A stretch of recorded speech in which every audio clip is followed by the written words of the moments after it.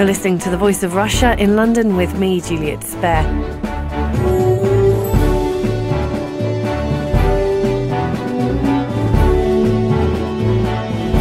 The London Metropolitan Police Commissioner says teachers, nurses and transport staff in the UK should face mandatory drug tests at work. In a speech to the all-party parliamentary group on cannabis and children, Sir Bernard Hogan-Howe said anyone who failed the mandatory tests and refused help to get clean should therefore lose their jobs. So is the Chief Police Commissioner right to suggest workers should be tested for drugs? Will the prospect of being tested for drugs at work put people off taking them in the first place?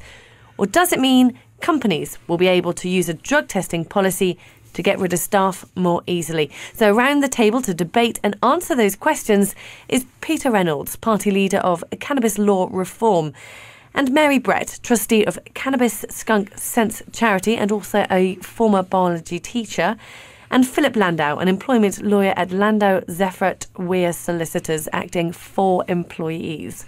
So, should employees in the UK be tested for drugs at work? I'll come to you first, Mary. Well, basically, yes. I mean, my sort of thought is if they've nothing to hide, why do they object? So I would say that people should be tested.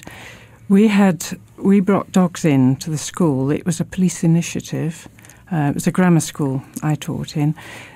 We brought in sniffer dogs, and before they brought them in, they had a survey. It was done over 6 schools in the area. 98% of parents wanted it, 92% of staff and 82% of pupils wanted the dogs brought in. Pupils mainly so that they had an excuse to refuse drugs. They wanted backup.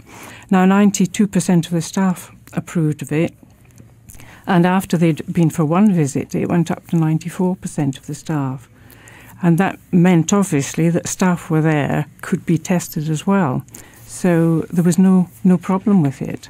How are the dogs testing staff and pupils, or were they just sniffing out drugs, whether they had it on them or they'd taken it? The dogs were sniffing, staff, pupils alike. So the staff were being tested as well, and there were absolutely no objections to it. And what results did you get from that? There was never any found in the school I was in, and I believe it's the same for the others. It definitely acted as a deterrent, and as I say, it acted as an excuse for the boys. It was a boys' grammar school I was in, because they didn't want to take drugs, and that was one of their biggest excuses to say no to people. And so that you're saying that they needed that support from the school to introduce sniffer dogs to have the confidence to say no to drug pushers? Well, it was another backup for them. I mean, I did the drug education and did it in a sort of scientific way. That gave them reasons why they shouldn't take drugs. So that was one thing. And the sniffer dogs just helped them, on top of that, to say no to drugs. So you agree that drug testing should take place in the workplace. I'll come to you now, Philip Landau, as an employment lawyer. Where would teachers or where do employers stand if there's that 6% who didn't want to take part and yet they would be forced to because the majority of those did and the sniffer dogs came in? Well, Juliet, I mean, this does throw up human rights issues and civil liberties issues as well. The question is, from an individual's point of view who goes to work, why should they be forced to take mandatory drug testing when, if their performance is an issue, then employers should, and in the normal course of events do, pick up on that, and there are disciplinary procedures within the workplace in most employment workplaces that effectively deal with that. So if there was drug abuse by workers, then that should become apparent. If it's not apparent, then presumably their performance is not an issue, and therefore why should it be an issue for the employers if it's not an issue for the individual? So it's really, it does throw up a huge question mark over, as I said, human rights and civil liberties as to why people's freedoms should be violated in the workplace on a mandatory level. OK then, Peter Reynolds, party leader of Cannabis Law Reform. Is this the right way to go about stopping people using cannabis, to introduce, as Sir Bernard suggested, mandatory drug testing in the workplace? Well, I think there's two issues here. First of all, there's the issue of whether people who are in a responsible position, nurses or doctors or tube train drivers or whatever, whether they should be working whilst they're impaired. And I think it's quite clear that they shouldn't be. It's self-evident, it seems to me. The other issue is the human rights, civil liberties issue, and whether or not we should be introducing an iniquitous, oppressive, bullying culture, which is what Sir Bernard Hogan House seems to want. So, Sir Bernard's venture into this is, in my view, quite disgraceful venture by a policeman into the area of politics, which policemen are specifically prevented from doing so under the terms of the police regulations. And also, we seem to be getting the thing a little mixed up with the issue of children using drugs as well. Clearly children shouldn't be using drugs. And quite how Sir Bernard transfers his speech, which was full of misinformation and incorrect scientific inaccuracy about cannabis, how he transfers that into this call for what, as I say, I would regard as an iniquitous. And if you're going to breathalyse these people as well, fair enough. But, you can't be coming along and trying to sustain a government policy of prohibition, which is a complete and utter failure. You can't be coming along and trying to sustain it or improve it or give it a second chance by introducing policies which are iniquitous and oppressive. Mary, then, what would your response be to Peter Reynolds as someone who's worked with children against the use of drugs? Well, human rights works in all sorts of ways. Children have human rights as well, and they have rights not to be taught by teachers who are using drugs. I was having a look on the American sites to see what they were saying, and they came up with the figure of 4% of teachers were probably using drugs. And their performance might not seem to be impaired, but if they're using, say, cannabis, which stays in the system for a long time, cannabis stays in the brain and stops the brain functioning to its full extent. It impairs the working of the brain, and therefore they're not giving correct teaching. Is Peter fair in saying that if that's going to happen, then surely people should be breathalyzed in the same way as if they've drunk too much the night before? Yes, I don't see why they're not breathalyzed as well, because that would be an issue. But as I said to him before, you can usually smell alcohol from someone, but you can't smell drugs normally. The point also arises that if an employee is tested and is proved positive, how do you know that their work performance is a result of the drugs and not, for example, as a result of the fact they had a late night the night before, might have been partying on the weekend? The employer has to make a judgment here that your performance is impaired because of the drugs, but that might not actually be the case. And yet, what's the employer supposed to do with that? The employee is tested positive. Are they supposed to dismiss them or discipline them, and which turns the employer effectively into a law enforcer? And where does it stop? For example, job applicants, are employers expected to check their house to see what might be there or monitor their bank accounts to see what activity might be going on there?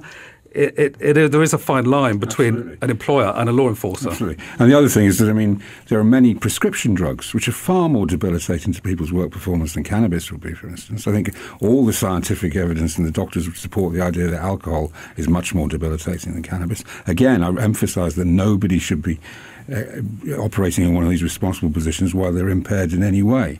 But as I say, the government policy of prohibition of cannabis is a complete and utter failure. We consume more than 3 tons of cannabis every single day in this country. The market is worth $6 billion. If what we want to do is reduce the harms of cannabis, then what we need to do is take the market out of the hands of criminals and regulate it in a responsible and in a responsible fashion. This sort of backdoor attempt to try and enforce this unenforceable law is oppressive. You're listening to The Voice of Russia in London with me, Juliet Spare, and we're discussing if drug testing employees would deter youngsters from taking up cannabis. I'm joined by Peter Reynolds, party leader of Cannabis Law Reform, Mary Brett, trustee of Cannabis Skunk Sense Charity and a former teacher, and Philip Landau, employment lawyer at Landau, Zephyret Weir Solicitors. Can I just point out as well that the reality is in most employment situations, certainly ones that deal with health, children, rail, maritime, they all have their policies anyway.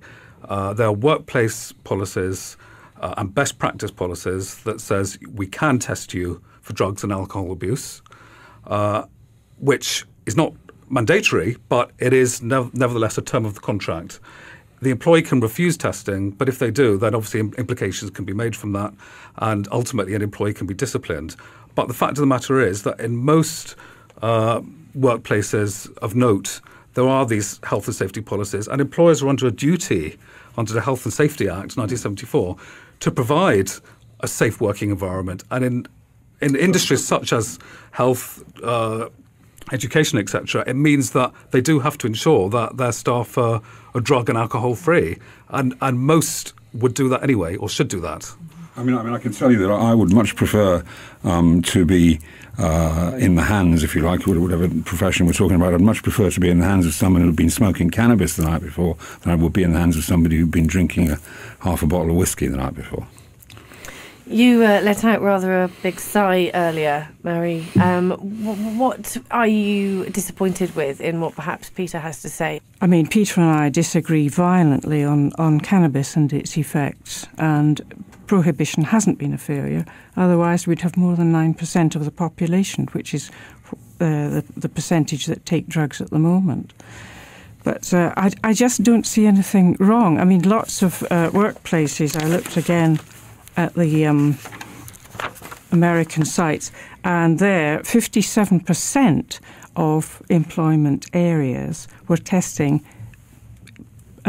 pre-employment. They were testing candidates who are applying for jobs for drugs, and they found that the absentee rate went down, production went up, accident rate went down. All sorts of things could be attached to this. That's in the general workplace. I'm conscious I'm really only talking about schools today because that's what I know best. But I mean, teachers need the respect of pupils, and teachers need to earn that respect.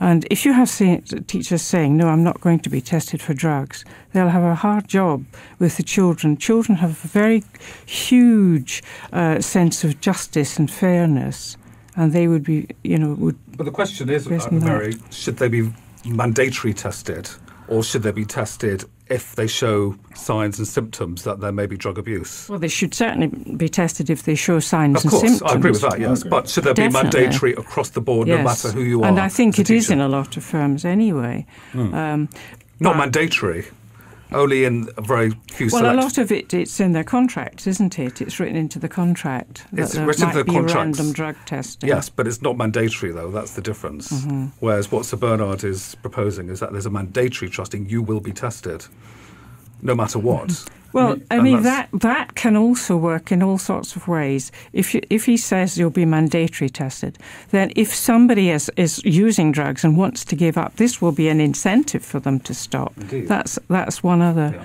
point you can make but there. Perhaps for the vast majority that are not using drugs, you can understand the perception that their civil liberties are going to be adversely affected. But if you probably are using drugs, because if you include alcohol, which is the most dangerous and damaging drug of all, if you include that in this group of drugs, then the vast majority of people will be using drugs.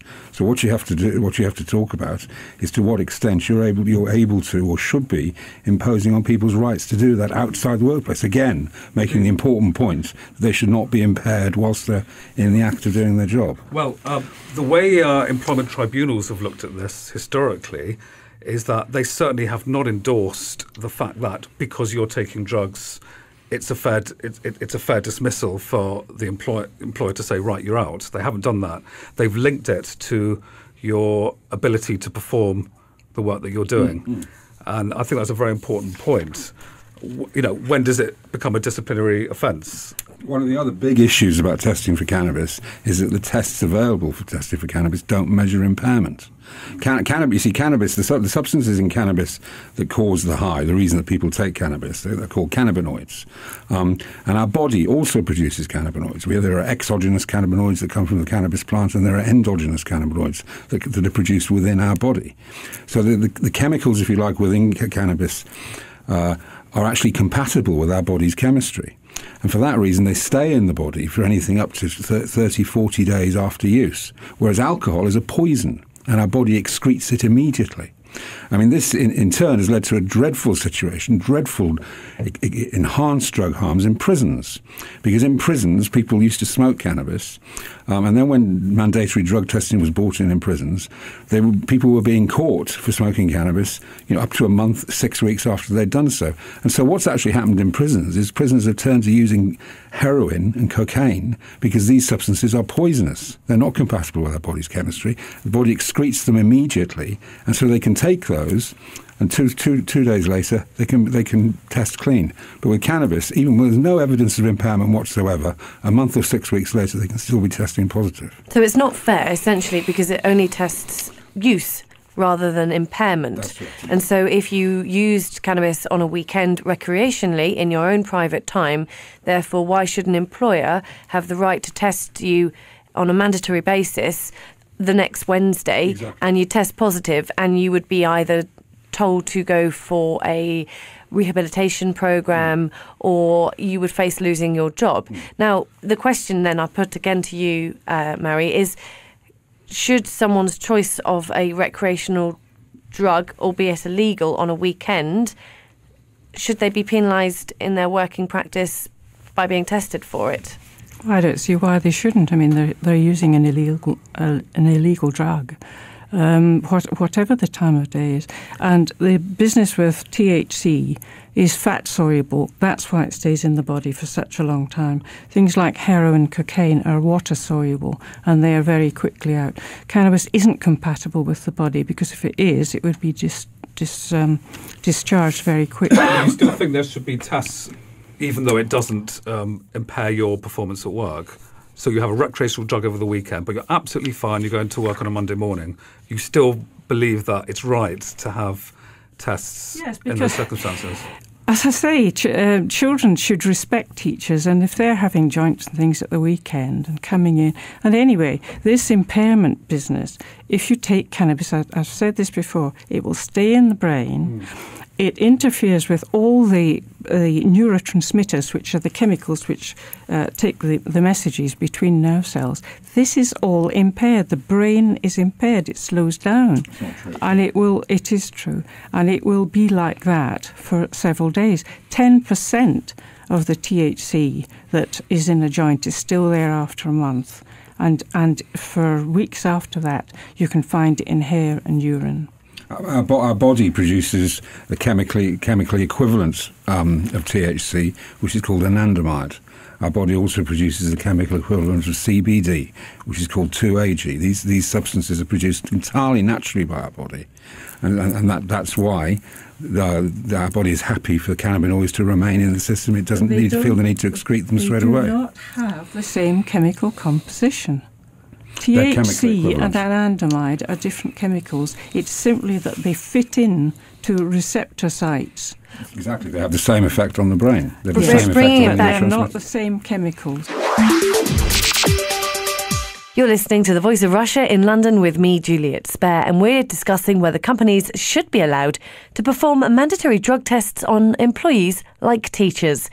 I'm joined by Mary Brett, trustee of Cannabis, Skunk, Sense charity and a former teacher herself, Peter Reynolds, party leader of Cannabis Law Reform, and Philip Landau, employment lawyer at Landau, Zeffert, Weir Solicitors. Listening to Peter and Mary here, you can hear the debate on the minutiae of just the impairment issue. What sort of minefield is this then for employees and employers? If mandatory drug testing was introduced, I mean, what happens next? Exactly. I mean, there's obviously questions such as how do you do the testing? When do you do the testing? Who do you test against? What measure of a result triggers a disciplinary action? Is it any drugs in the system, or is it marginal drugs in the system? And then you've got situations like managers, for example, where you could have managers that are responsible for overseeing staff of 20, 30 people who might have some minutiae drugs in their system. Does that manager go? And that throws open whole commercial issues of companies. I'll give you another example of this. Okay, there's problems going on with people at the moment with the DVLA, the Driver and Vehicle Licensing Agency, where completely arbitrarily the DVLA is removing people's licences because they've received reports of them using cannabis. Now, as you may be aware, there is a cannabis medicine available in this country. It's called Sativex. It's a whole plant extract. It is cannabis. It contains all the same constituents that come from the cannabis plant. And I've actually spoken to the DVLA medical unit about this. And I've said to them, so if somebody's tested positive for cannabinoids in their system and they can show that they've got a prescription for cannabis, what's your position there? Oh, well, those are legal cannabinoids. So this exposes completely the absolute nonsense that there is here, because they're not. It is a backdoor attempt to enforce a failed government policy, because the only criteria we should be looking at is impairment. It seems that any drugs debate always has skunk, cannabis, prohibition, wrong messages, right messages, and no one ever seems to get anywhere. Kids actually don't want to take drugs, and they're looking for excuses to say no to their peer groups. They used to tell me that.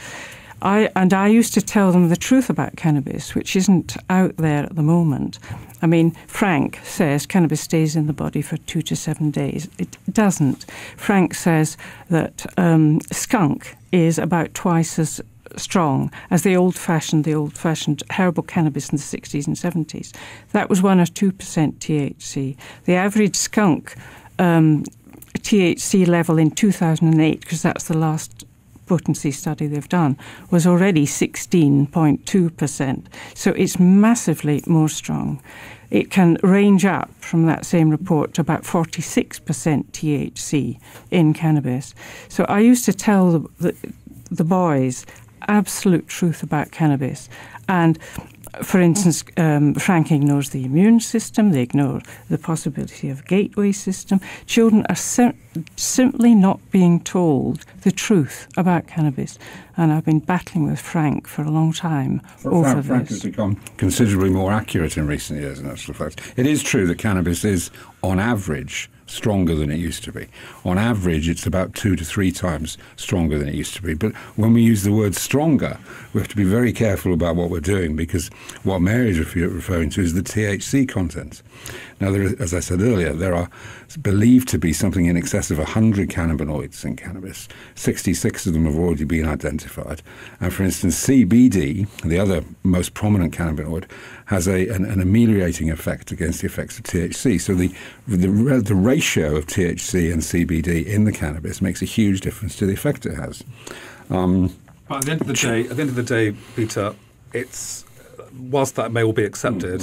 It's a civil liberty and human right issue that underpins I agree with you. all of this. And the only criterion that we should be looking at on this is impairment. So Bernard Hogan-Howe's disgraceful venture into politics is an irrelevance. It's just him trying to score cheap brownie points. And I really don't see, as I said earlier, why he's bouncing this off a talk to the all-party parliamentary group on cannabis and children. Because obviously children shouldn't be using cannabis. I can't see it ever happening, can you? It's not likely to happen mandatory drugs testing across the board. It may do in the medical profession and teaching profession, but it's certainly not going to happen across the board. Do you think that it's more acceptable that it happens in the public sector professions? I do. If you're looking after the other people's interests, certainly the medical profession, the teaching profession, and lives depend on it, then yes, I think there is a sort of much stronger argument that could be made for that. But it's interesting to note that the Royal College of Nursing don't support it, mandatory testing. They fall back on the best practice, which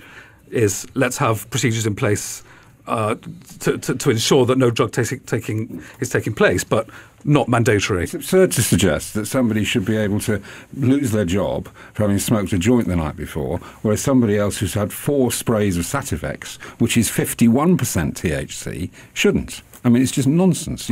Either somebody's impaired in some way or another and can't do their job properly, or they're not. Let's just end the discussion with how you would want the discussion to continue, because you can go around in circles talking about cannabis, and as does the government in some way. Absolutely. So Okay, well, the only purpose of any drugs policy must be to reduce harm.